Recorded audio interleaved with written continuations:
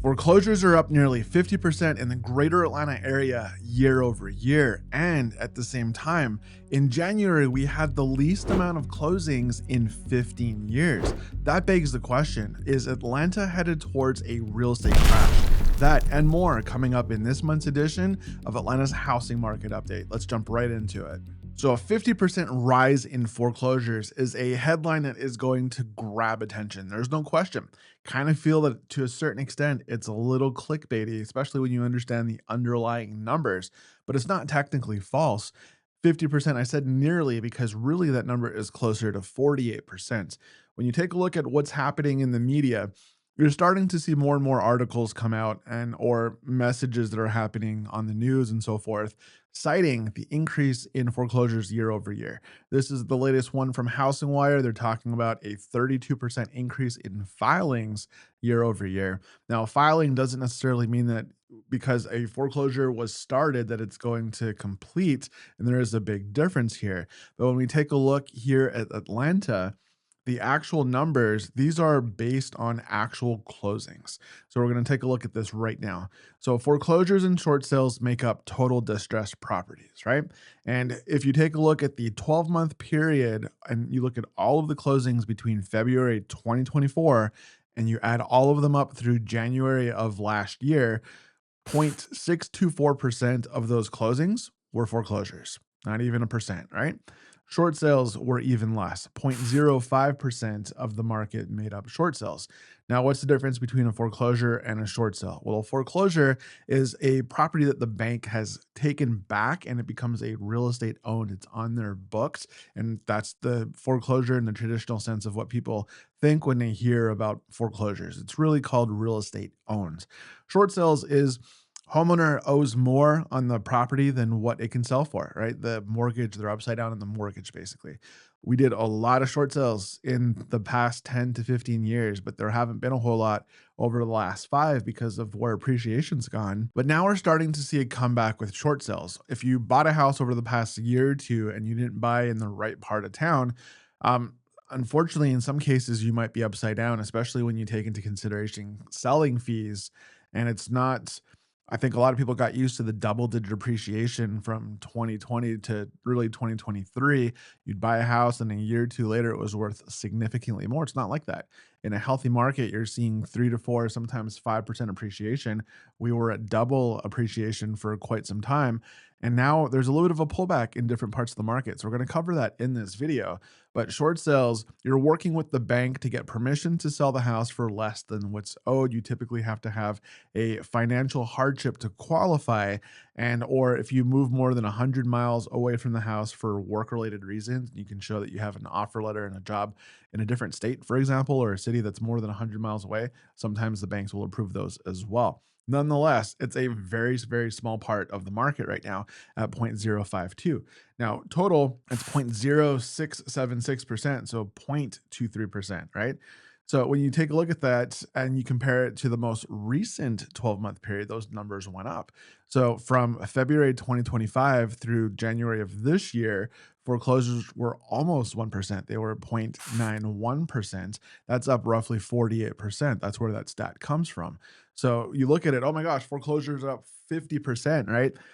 But that's less than 1% of everything that's closing in that given month. So we're going to dive into that. We're going to dissect all of it. Short sales, they've increased as well. They've almost doubled when you take a look at that from 0.52 in the previous year to 0.09%. But together, you take a look at foreclosures and short sales, they were making up 0.2 of a percent, in the year preceding this past one. And now these past 12 months, they're up to 1%. So let's keep looking at that because actually, as of today, they're even higher. So there is an upward trend. Over the past 12 months, there have been 52,712 closings in Metro Atlanta for the greater Atlanta area. It's basically 11 counties that are a part of the FMLS data set. Okay. So there are counties in here that have had activity and we're not counting them. And those are like, for example, Coweta, Henry, Hall County, Barrow, Jackson. There's a lot of those perimeter counties that are not included in this. Bartow, Carroll, etc., like Dawson. But for the 11 county area, it's 52,712, and of those closings, 482 were bank foreclosures. And then this little dot that you see here, those 46, well, those were the short sales.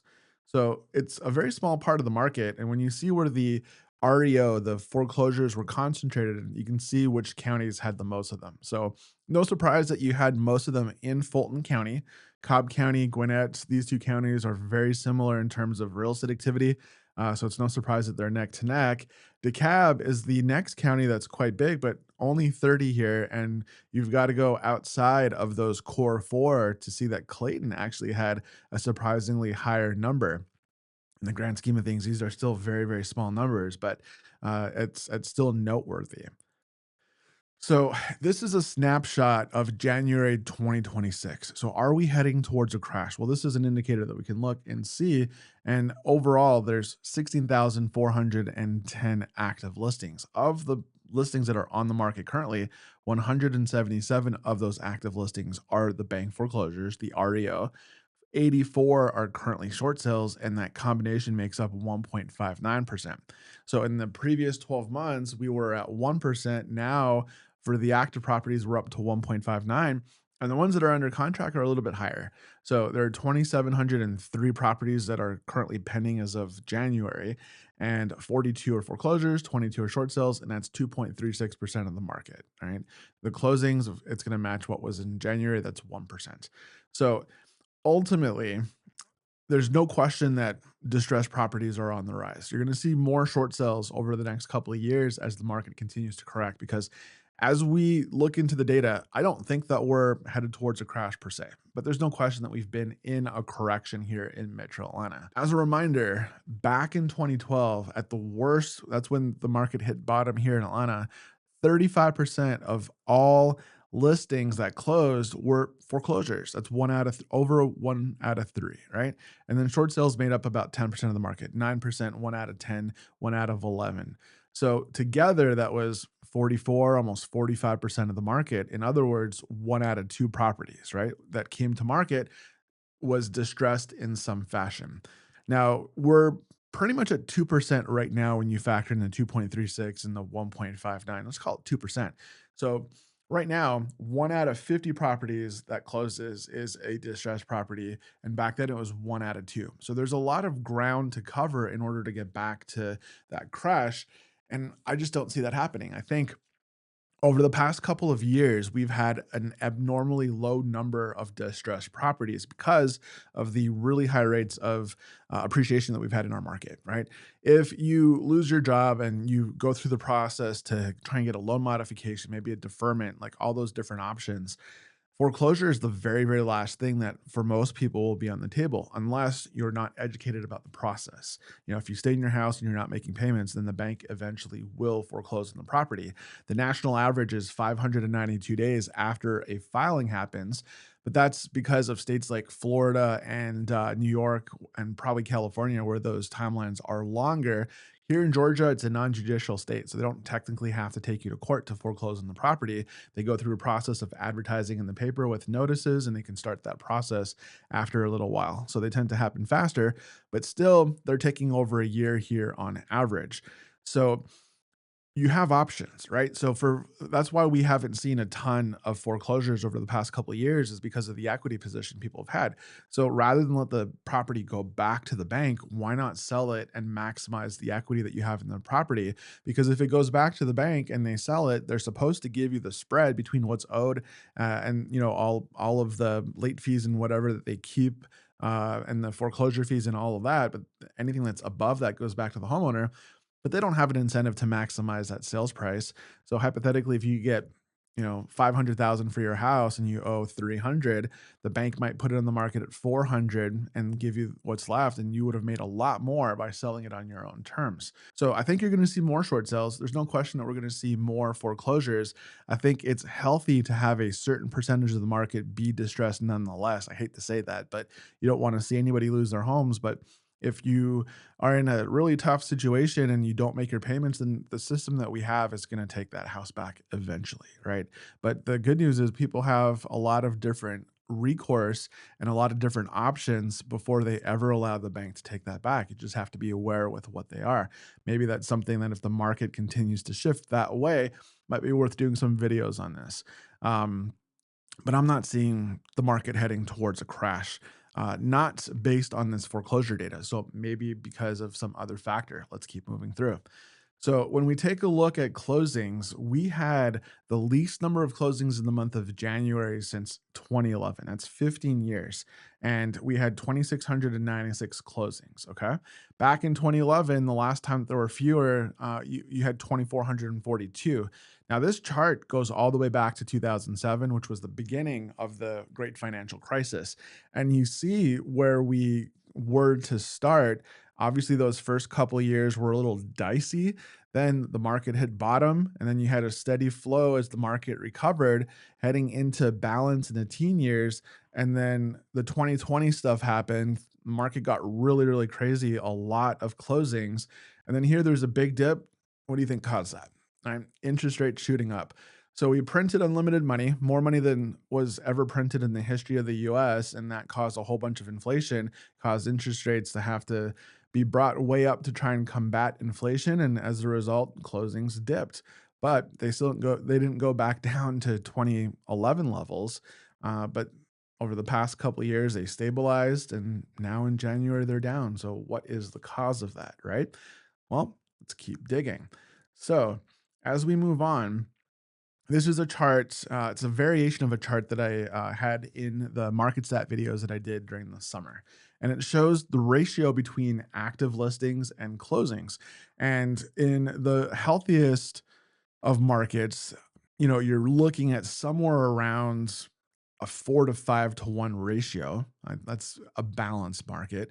And then when the market was over exuberant, and take a look at 21 and 22, well, these numbers were, you'll see on the next slide, almost at parity. Now, this is January. In July, they were 1 for 1. So for every closing, you had an active property. For every active property, you had a closing. So stuff was moving very, very quickly. Now we're at a 6 to 1 ratio.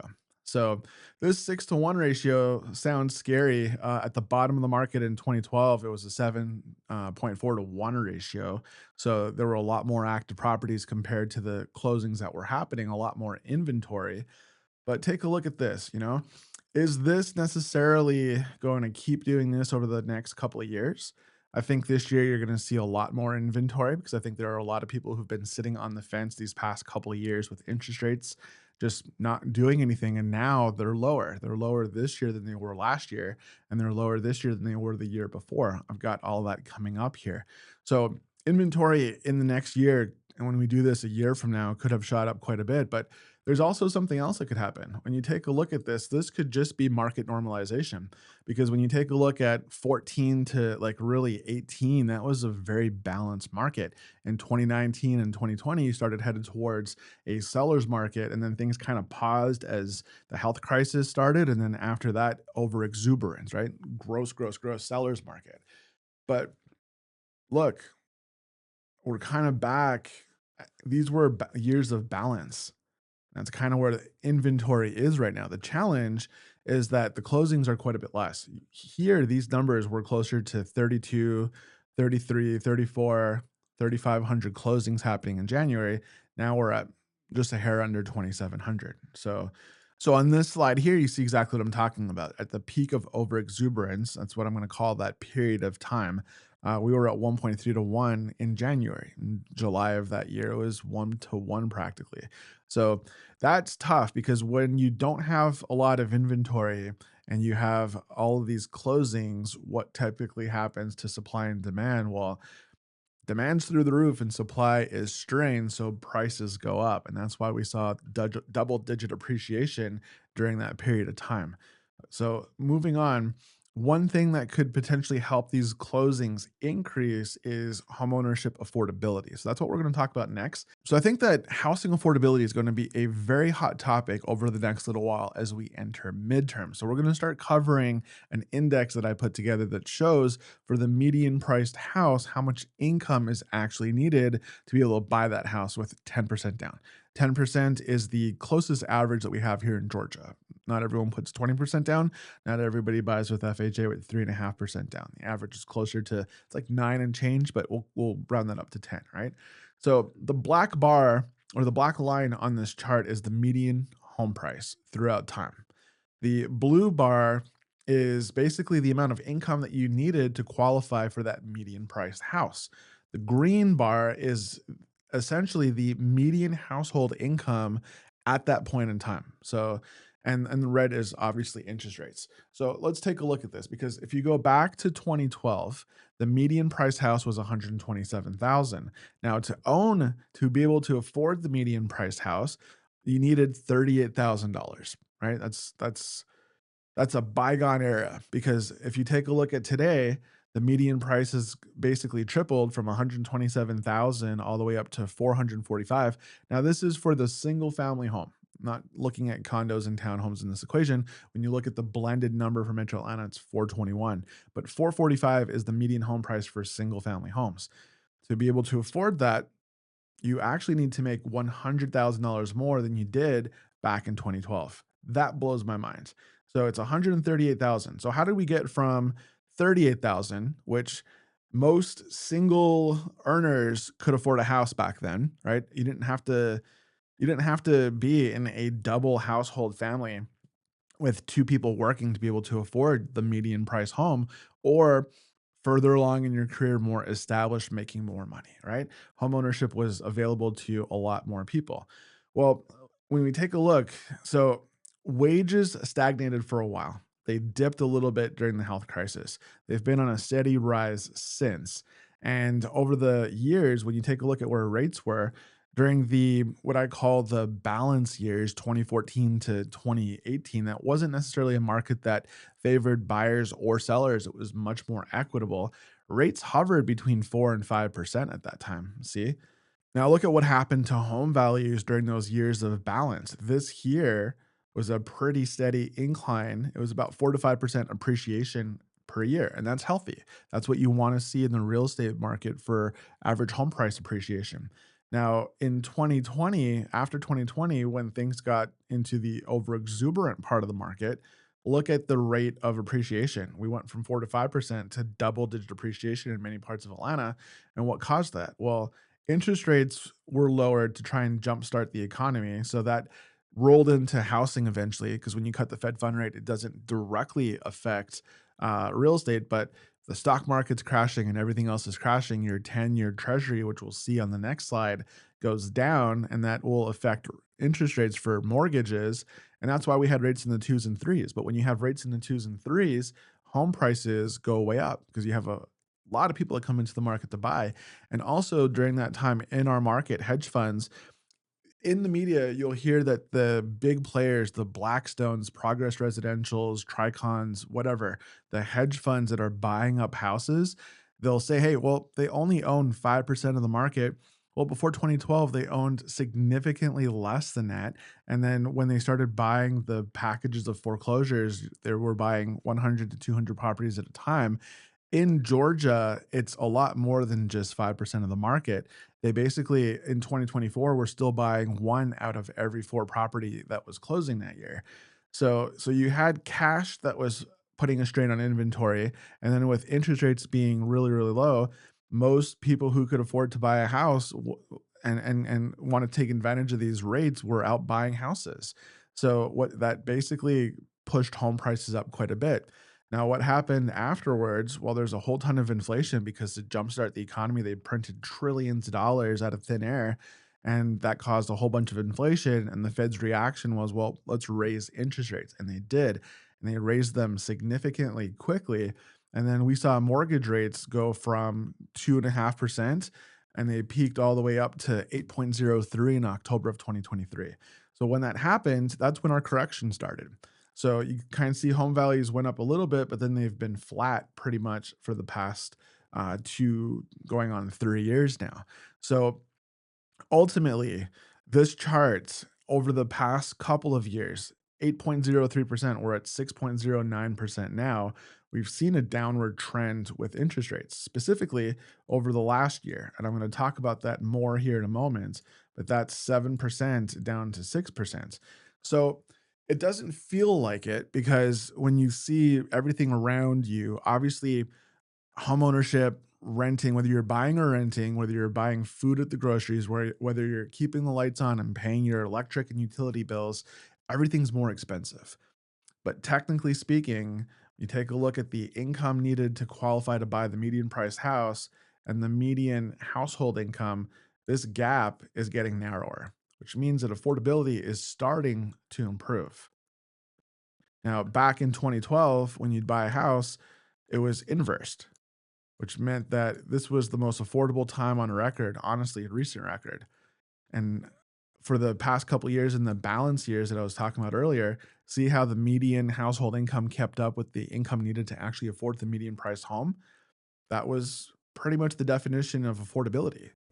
And it's really only during COVID, especially when rates started to peak up, that you started to have a really big divergence there between what people actually made and what was actually needed to afford these homes. So the quickest path to increasing closings over the next couple of years is finding a way to bring rates back down.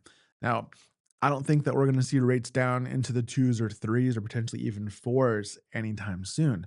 But when we go back to these rates, and I'm going to show you this on this next slide, you don't necessarily need them to be that low in order to restore homeownership affordability.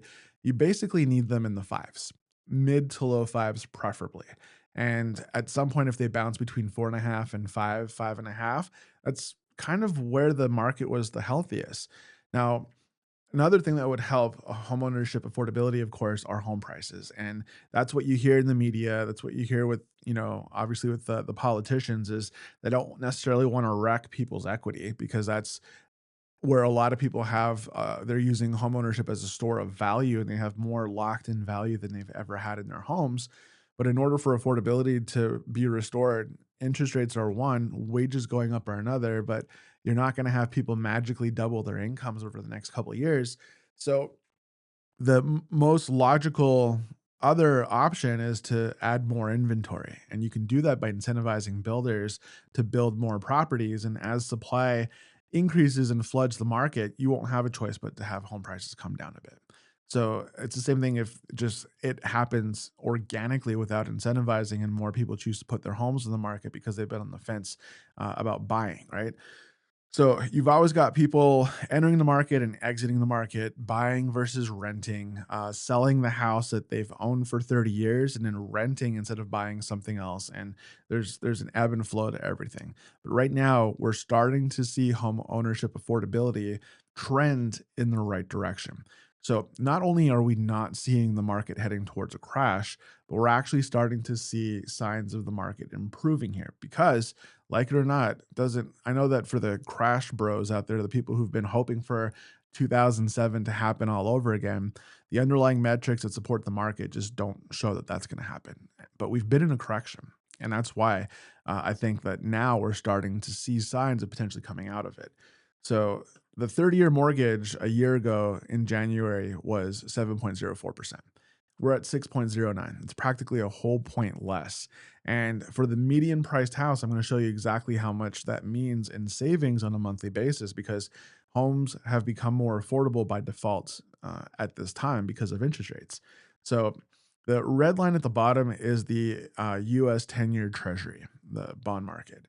And that's where the 30-year mortgage and the 15, they tend to follow the 10-year treasury more than any other factor.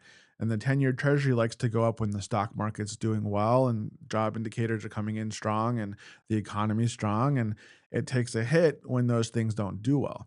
So, but when it takes a hit, mortgage rates come down. So we've been flirting with 4% for quite some time. It's like it hits 4, 3.99, and then it shoots back up. And then every time it's getting close to 4, you've got these rates coming down, rates coming down, rates coming down. And then something happens, there's good news in the economy here or there, and then the 10-year treasury goes back up and the mortgage rates follow. So, but when you look at the overall trends, year over year, we're still down a full percent on mortgage. And compared to the peak in October of 2023, we're down 2% with what these rates are. So, what does that actually look like on paper? So, in January of 2025, a year ago at 7%, the median price home with 10% down, we're not looking at taxes and insurance. In this example, we're only going to look at principal and interest, okay? And we're not going to factor in PMI because there's PMI too if you're putting less than 20% down. But the payment on the median priced home at 7% was $2,665 a month.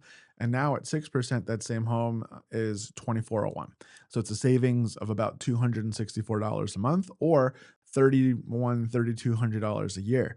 So rates come down to 5%, double those numbers. So you'd be looking at about $530 a month in savings. And that opens up more of the market to more people because now people who are right on the cusp with debt to income ratios and being able to qualify to afford and qualifying and actually being able to afford a house are sometimes two very different things, but it's certainly going to open up a path to home ownership to more people as rates continue to trend down. Now, I'm not the most betting kind of guy out there. I'm not going to put money behind it, but if I were to guess, I don't think rates are necessarily going to dip into the low to mid fives this year. I think they're going to crest the high fives. I know for a fact I've got clients who've closed on properties recently with rates in the 5.75, 5.875, and that was without buying down points. So you're starting to see some, but the average rates are right at that 6.09. I could see where the average rates could get into like the 5.75. And that means that for some people, they'll get 5.5, potentially even less without having to buy those down. Builders right now have incentives where they're buying a permanent 30-year rate down to sometimes 3.99%. 4.99 is a lot more popular. So new construction is very, very interesting. But ultimately, homeownership and homeownership affordability will be hot topics. And the good news is, even though it's just a little bit right now, it's starting to trend in the right direction. Here's another indicator that shows, optimism for the market. So when you take a look at this, you've got the 30-year mortgage here in gold or whatever that burnt orange color is. And this is from the Mortgage News Daily website. And they get their data from the Mortgage Bankers Association, the MBA, which puts out a survey every week to see what's happening with mortgage applications. And here, year over year, basically beginning of the year to now, mortgage applications have been on the rise. So that bodes well, right? Because what do you do before you go buy a house? Well, if you're smart, you're getting pre-qualified, pre-approved, and pre-underwritten ahead of time. Because if you're going to go shopping, you need to know how much money you've got in your wallet, right? And it's crazy to go out and look at houses if you haven't done this. It's a complete waste of time. Um, but so most people will shop for a mortgage ahead of time. They get that letter, and now they're going to enter the market. So the fact that this number is so high right now is really, really exciting for the spring market. When you take a look over the past year, this is 2026, we're already at a point that's higher than at any point over the past couple of years. You got to go back to 2023 to see this many mortgage applications done in this week of period. So I think that bodes well for spring market. We were out this weekend looking at houses in North Atlanta, Roswell and Alpharetta, and it seems like right now the market kind of sort of feels like 2021 with the amount of people who are out and the multiple offers that we're seeing. And gosh, there's this one house that we saw, it was beautiful, and people had overbid it by 100,000. And I think to a certain extent, that's a big mistake. When you look at the underlying numbers, be very careful if you're out right now. Don't let your emotions get the best of you when you're making offers on properties, because when you get caught up in a bidding war, a lot of people drive those bidding wars with emotion as opposed to logic. And for the house that we saw, for instance, it was on the market for 929. Beautiful house, newer major systems, roof, HVAC, windows, and doors, but unfinished basement. And in the same neighborhood for a full 15,000 less for 906, a little bit more than that, right? 19,000 less, 906. The house, the most recent comparable sale, similar condition, had a finished basement and it was 4 to 500 square foot more above grade. By the time that the multiple offers were done with this house, it was almost $1 million. It's a full like 70,000 above ask, and I didn't think that that house would appraise for more than 875 to 900. So my clients chose not to participate in that, but I think that for those of I don't know if you're watching this, you're stats driven, and you're probably not going to lead with emotion when you're making these offers in the marketplace. So you're not who I'm talking to when I say this, but there's a lot of people making these offers based on emotion right now who are going to find themselves upside down on these mortgages. If life happens and they have to sell, they're going to have to look at a short sale situation if there's a financial hardship. Otherwise, their hands are going to be tied because they're going to be overspending on properties. Now, I don't think that this trend is going to continue over the course of the year. I don't see multiple offers happening everywhere this year. I think people are excited about the market, but I think that right now you have a couple people who are out in the markets early. Inventory is still kind of low in these parts of town. Like we're not seeing a ton in the price ranges that we are searching in that North Atlanta region. So when something nice pops up, it's getting a lot of attention right now. So as a home seller, take advantage of that. If you are getting ready to put a house on the market and you're in like Roswell, Alpharetta, Johns Creek, East Cobb, Milton, that's a great part of the market right now in Metro Atlanta that just has a ton of early.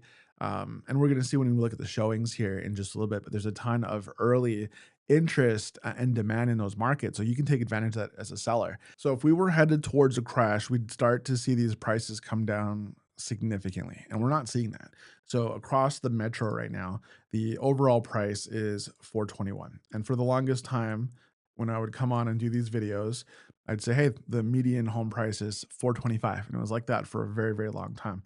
So 425, 425, 425. And over the past couple of months, it's been on a downward swing. So the median price for the overall market is trending down, but that's not because of single family homes. Single family homes has been relatively flat. We're at that 445, and it's been like that for a while. What's causing the median overall price to come down are townhomes. So townhomes have gone from 395 down to 385, and it's because of an oversupply. There's still a lot of demand for townhomes, but because they're so cheap to build, builders have started to overbuild these in many parts of town, and now there's just oversaturation. There's way more supply than there's demand, and I know for a fact there are people who are finding themselves upside down on a brand new build that they bought 2 to 3 years ago in some parts of town, and then it sucks because you bought that property hoping that it would appreciate, but in the short run, it's gone the other way. So if you are one of these folks who bought a house and you're upside down on a brand new build like that, if you have a long enough time horizon, it doesn't matter, right? But it's if you're trying to move in the shorter run, it complicates things. Condos are down a little bit as well. 300K, we're at 296. Let's dive into the numbers as we take a look at the overall market. So inventory trends first. So actives are up because at this time of the year, people are done with the holidays and they're listing their homes. So new listings are up significantly. That pushes active inventory up. So it's no surprise then that failures are down. Those are your expireds and your withdrawals. Most of those happened in October, November, December as people exited the market to take a break for the holidays. Now they're coming back.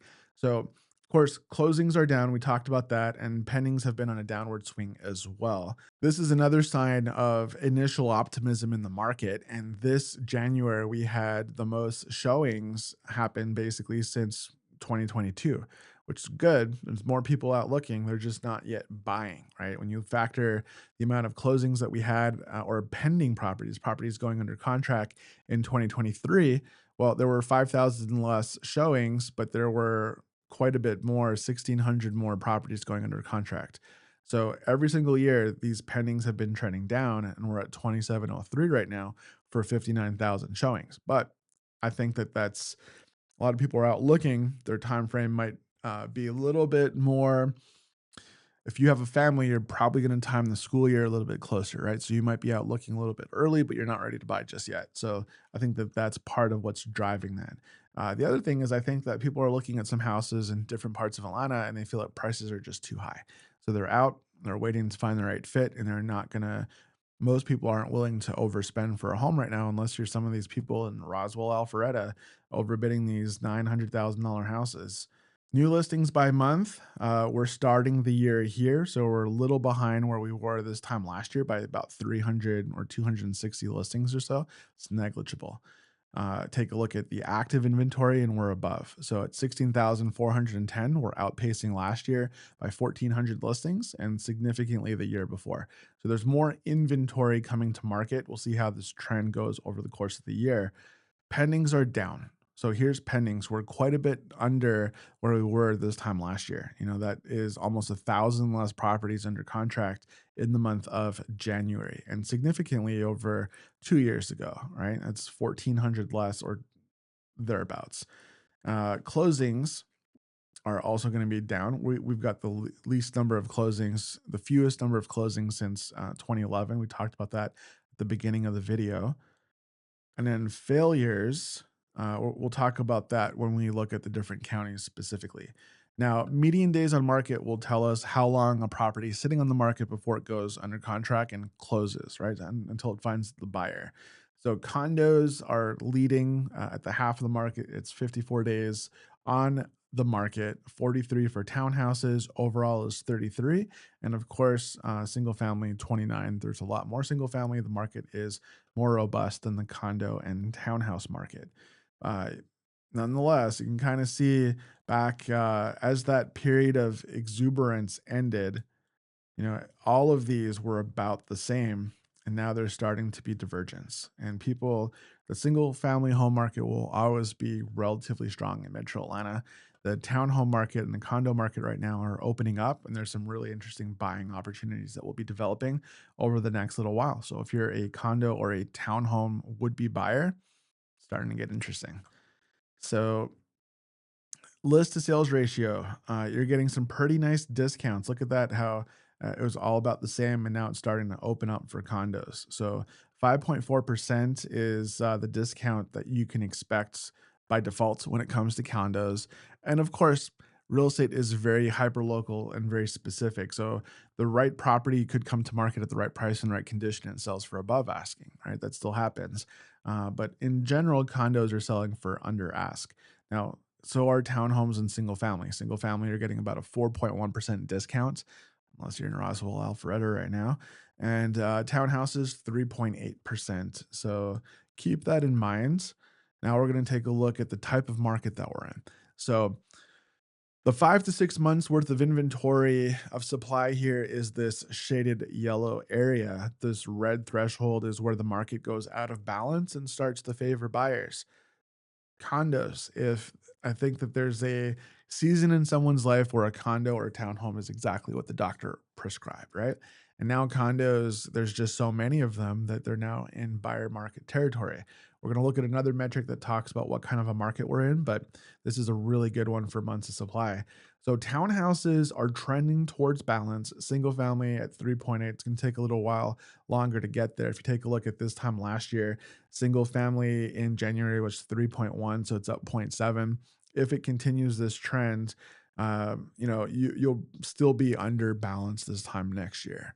But townhouses are going to be in balance, and eventually this market will 100%, my prediction, find itself in a buyer's market as well for the overall metro. But right now for townhouses, it's a buyer's market in many parts of Metro Atlanta, but overall, right under balance. It's close though. So the pending ratio is a different way of taking a look at what kind of market it is, and it takes a closer look at absorption rate. They both do. Months of supply does as well, because with months of supply, it shows you if nothing new hits the market, approximately how long would it take to liquidate the current inventory. Pending ratio looks at how many properties are going under contract in a given time period. So in a balanced market, you typically see 18 to 25% of the listings every month go under contract. So right now for condos, and we're going to look again, we're going to break this down by county, we're going to break it down by property type. Some stuff I'm going to talk about in this video. The slide deck is huge this month. I put a whole bunch of extra time into research and data analysis. I don't think I'm going to have all of the time in the world to talk about it in this video, but the slide deck is free. You don't even have to sign up for it or register with your email or anything like that. Just click the link in the description and in that first comment, and it's yours if you want to look at it on your own time. 9.4% is basically saying that for every 10 condos that are on the market in a given 30-day window, one is going to go under contract. Nine are failing to sell. That's not very good, right? Single family is just under balance at 17.4. So it's slightly worse than one out of five, not quite one out of six, but it's one out of five and a half properties if you can look at a half of a house as an example. So they're moving relatively well on the overall metro standpoint. Townhomes are at 12, so it's like one out of eight, one out of nine properties are going to go under contract if you take a look at the metro. So definitely for condos and townhouses, we are now in a buyer's market from this perspective as well. And single family, you're technically I'm sorry, buyers, but you're so close to balance. I mean, this is really going to depend. I think that the seasonality of it is going to swing it back into balance as we go into spring market, but not for townhouses and condos. So now this is the part of the video where we're going to take a look at the different property types individually. So if you're not a single family home person and you want to look at townhomes or you want to look at condos, feel free to take a look at the chapters that I have in the video and skip ahead to what interests you, because we're going to get very granular with what these values are, these metrics are for the different counties for these different property types. So if you are into single family homes, this is what we're starting with. So median price for Atlanta is 445, and year over year, you've got a lot of different counties that have had some very slight upticks. Cherokee 502 to 509, Cobb is up slightly. Basically, the biggest pullback is in DeKalb County, where we went from 398 down to 382. It's roughly a 4% drop in the median price. So not too many surprises. I think you will see an ebb and flow to certain areas going up and down, but ultimately the market as a whole has been pretty stable at that 445. So more opportunities presenting themselves in DeKalb right now with a 4% reduction in price. Now, when we take a look at this from a different perspective, we want to see where the activity is happening. And yeah, you're going to have the big four. So Cobb, DeKalb, Fulton, Gwinnett, these counties have the lion's share of activity, of showings. So these are showings that happened all in the month of January. The blue line is this year, the black line is last year. You can kind of see that activity across the board for some of the biggest counties up, with the exception of DeKalb. That might explain why prices have come down there a little bit as well. There's a little bit less people. There are less people looking. This is a big jump also in Cherokee County from 3,300 showings all the way up to 4,700. That's proportionally speaking a big jump up. So some of the outlier counties, I mean, Forsyth, not much of a jump there. Um, you know, let's keep moving on basically, but that gives you a good idea of where the market is looking for houses right now. Now, showings per listing by county, this is going to give you an idea of, it puts the counties on an even playing field, because when you compare a Fulton County, which has tons and tons and tons of houses, to a smaller county like, Clayton or Fayette, for example, there are less, residences. This helps to put it on a level playing field. So nonetheless, you're going to see that demand is still higher in Cobb, DeKalb, Cherokee, Forsyth, Fulton, and Gwinnett. These are the counties that most people are looking for houses in right now. But that's not to say that, places like Clayton, Douglas, Fayette, Paulding, and Rockdale aren't being looked at. They are. And you're going to see that these are some of the more affordable counties. And I've got some good stats coming up on these as well. There's some nice buy opportunities in those counties if you want to live a little bit on the outskirts, but get more house for the money. They're great places to look right now. So in terms of new properties coming to market, here's the distribution by county. Nothing really stands out too much here, except that in town you have less listings coming to market in DeKalb and Fulton. Meanwhile, on the outskirts, they're up pretty much everywhere, right? So suburban inventory is on the rise. Urban inventory is not coming to market quite as much as it did the year earlier. We'll see what that does for in-town pricing. Now, moving along, we'll take a look at active inventory.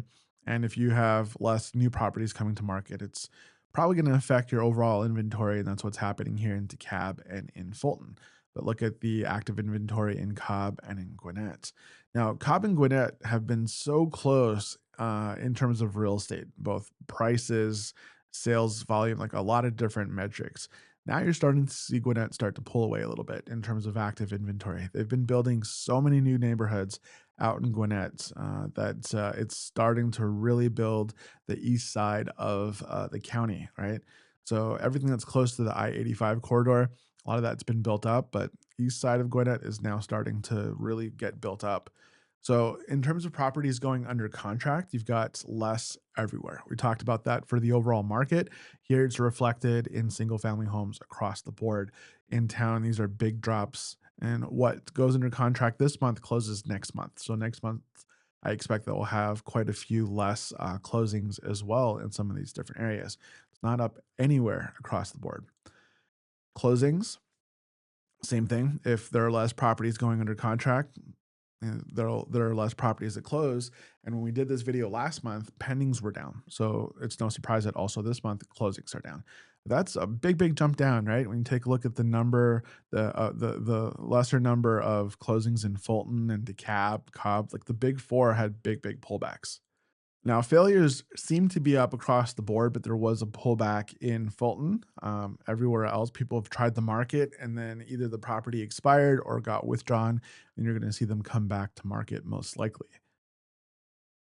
So, days on market for single family homes, it's if you've got a home in Metro Atlanta, it takes on average 29 days. If you live in these different counties, they're moving fastest right now in Cobb. And then after that, most of like Cherokee, DeKalb, you take a look at Fulton and Gwinnett, they're all close to that Metro Atlanta baseline.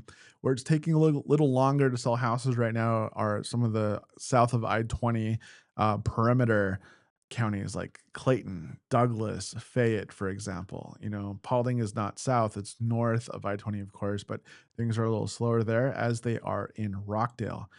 If we take a look at months of supply, Fayette and Rockdale have entered balanced market. Everywhere else for single family is generally still a seller's market, especially in Cobb at 3%, Cherokee Strong at 3.4, Gwinnett at 3.5, and then these other counties, DeKalb, Douglas, Forsyth, Fulton, Paulding, they're still doing quite well as well. But the strongest markets right now are definitely in Cobb and Cherokee when you look at supply. When we look at the pending ratio, it's again a different way of looking at what kind of a market we're in.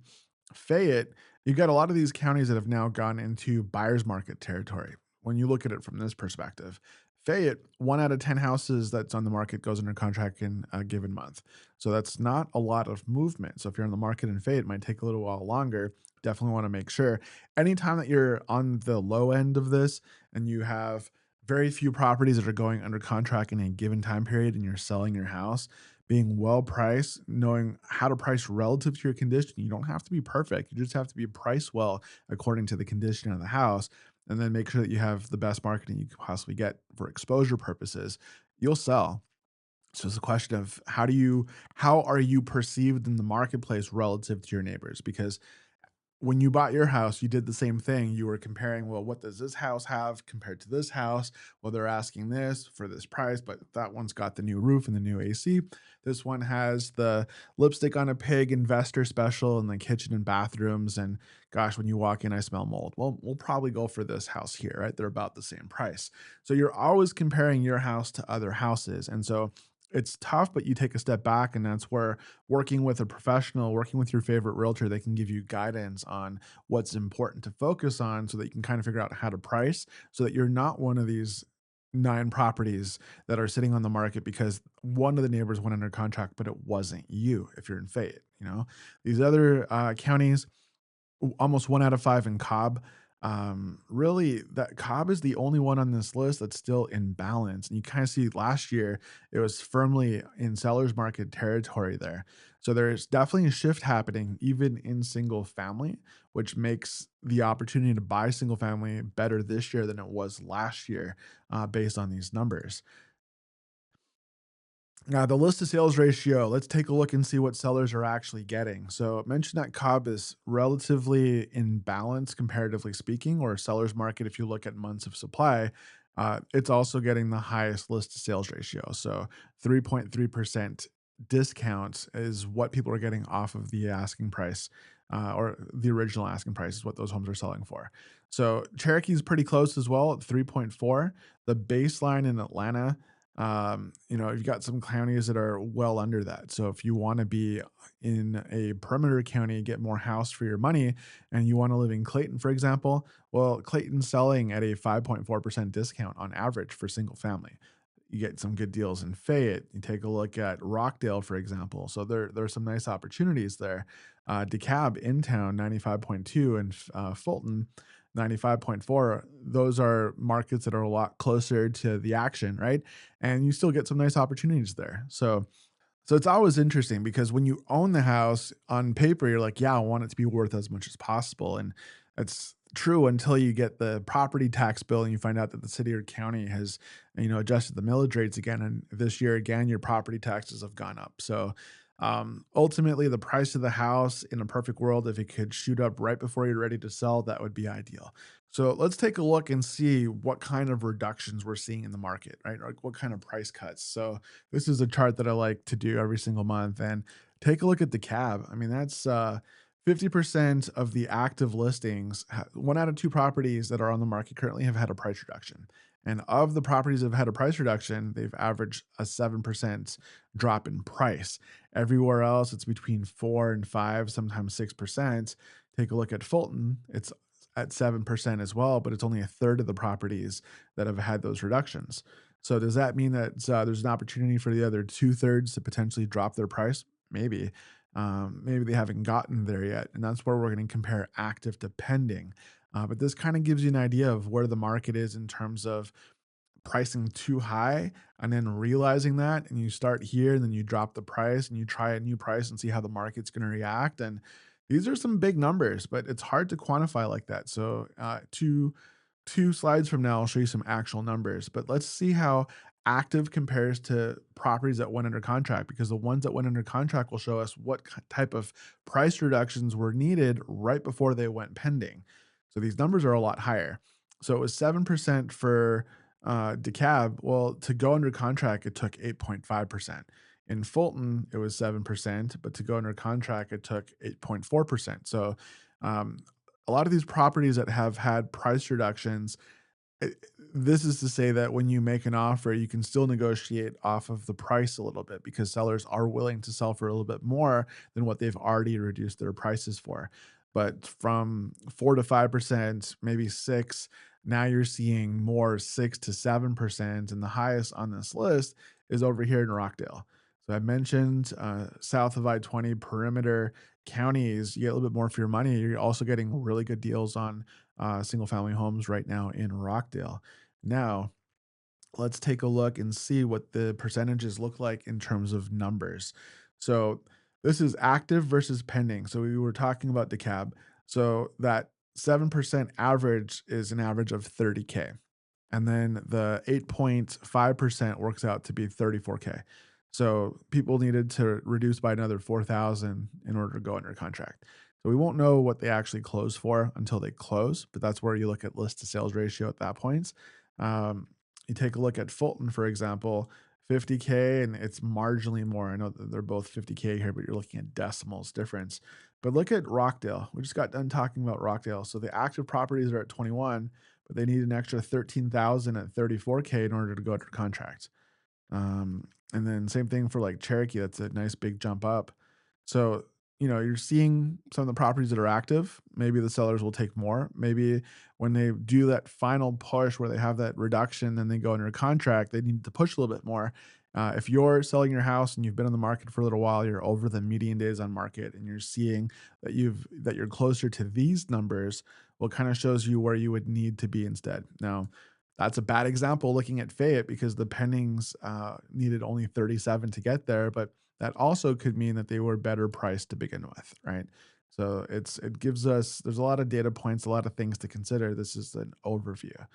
So that now brings us to townhouses. So the median price house for a townhome is right at 385.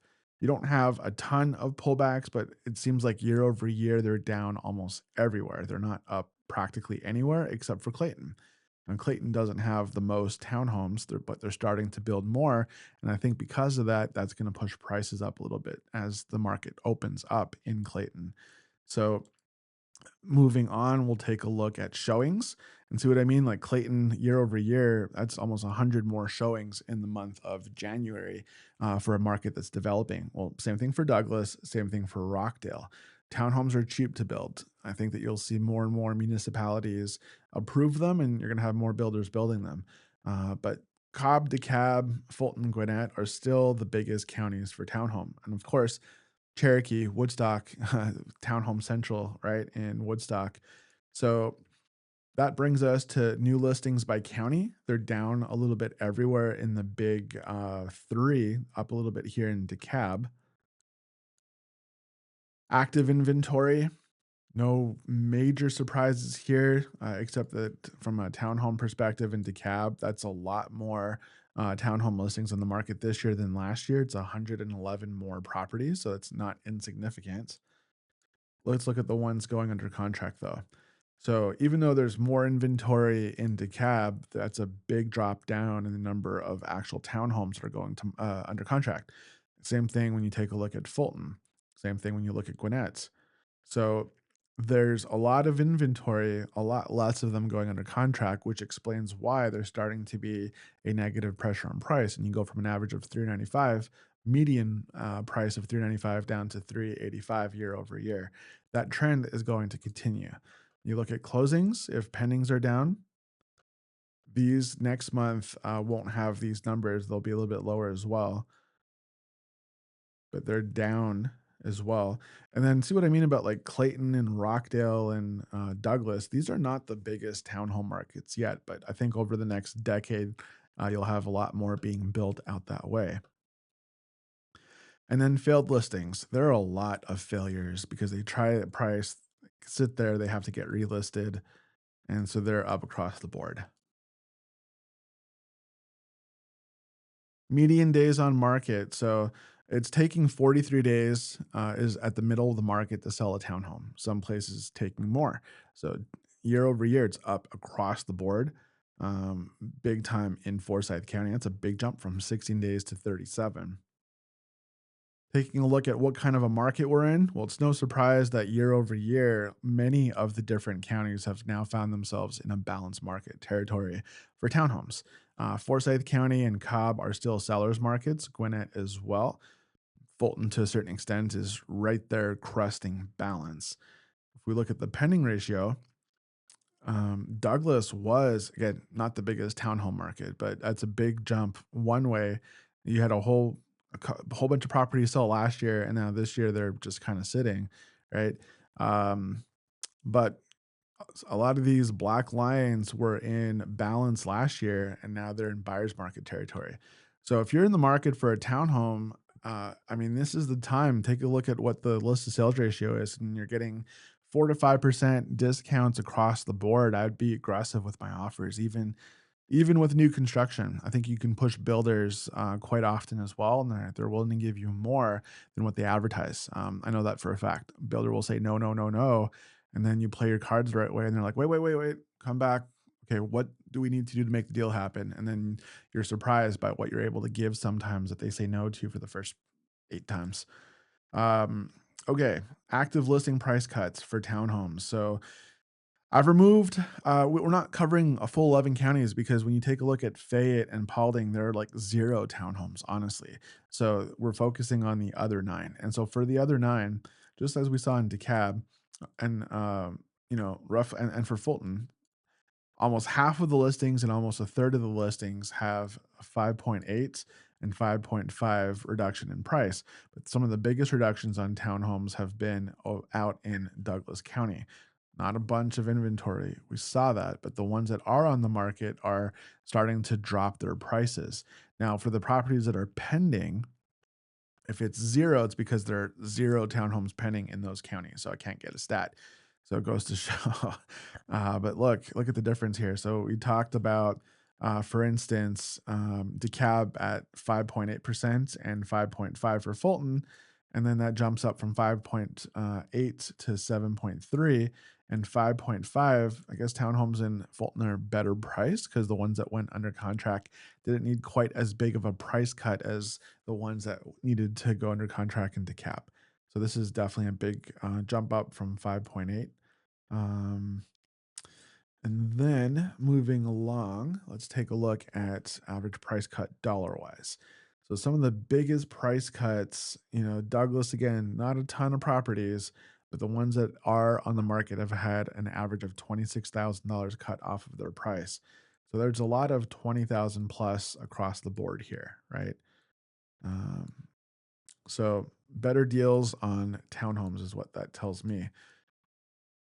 Now, condos, we're focusing on four counties. There aren't, while there may be condos in some of these other counties, they're typically ranch condos, and the volume, the number of units are so small that it really skews the stats to focus on them. So when I think condos, I'm thinking buildings, whether they're skyscrapers or garden rise or some mix in between.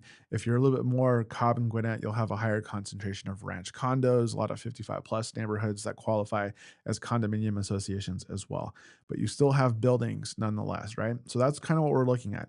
So the median price of a condo is 285, we said, or 295, down from 300. And in Fulton's down year over year. My red's gonna blend in. Let me make that blue for the condos. So condos in Fulton are down year over year. Prices are down in DeKalb, prices are down in Cobb, and they're up year over year slightly in Gwinnett. So let's take a look at where the showing activity is. Fulton, is it any surprise? That's where all the condo buildings are, right? So year over year showings, interest in condos are up. That's what this is, or interest in condos is up. I'm gonna start that over. So next, let's take a look at where the interest is in the market. And year over year, interest in condos in Fulton is up. Same thing with interest in DeKalb and Cobb. A little bit of a pullback in Gwinnett, but you kind of see what the concentration is. We saw that showings were up across the board. It's kind of like that in the condo market as well.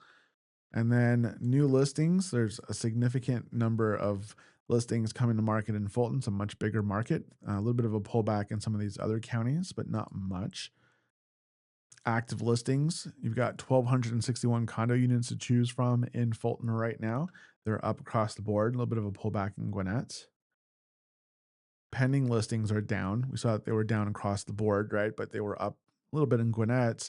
But for the Atlanta market as a whole, they're down. So it's not super surprising to see a drop in Fulton and in DeKalb and Cobb, for instance. Now, closings, let's see where we're at here. A little bit of a pullback. Now we're getting to failures, but I want to see buyer's market, right? We're going to take a look at how long it's taken to find a buyer. 46, 47, 59, and 79 days. These are big jumps up year over year. And then if we look at months of supply, well, every single market is in balance or in a buyer's market. So for the two in-town markets, which arguably have the most number of condos, it's a firm buyer's market there right now.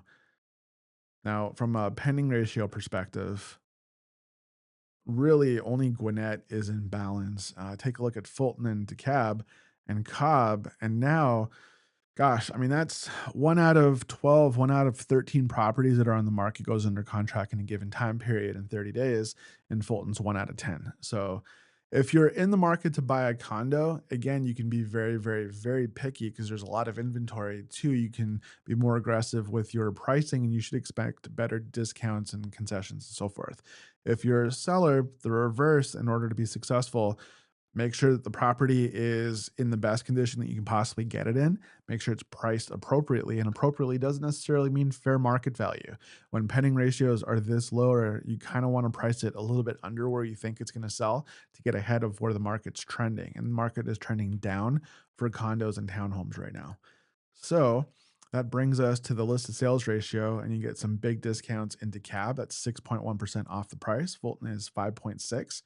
If we look at actual reductions, the reductions in DeKalb, a lot of these listings, Cobb and DeKalb, half of all the condos have had reductions. 5.4% average in Cobb, 8.2% in DeKalb. Now, what does that look like for pendings? So pendings, wow.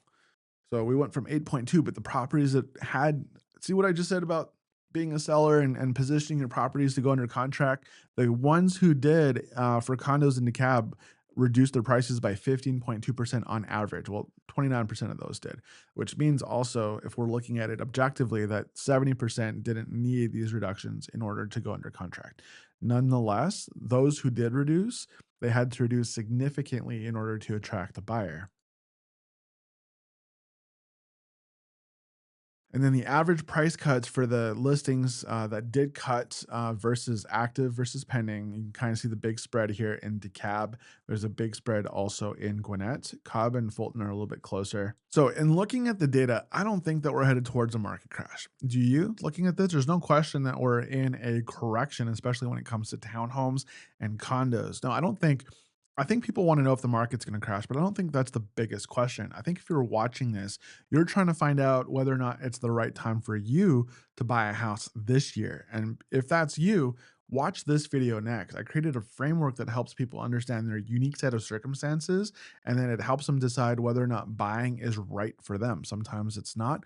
Watch the video to find out next.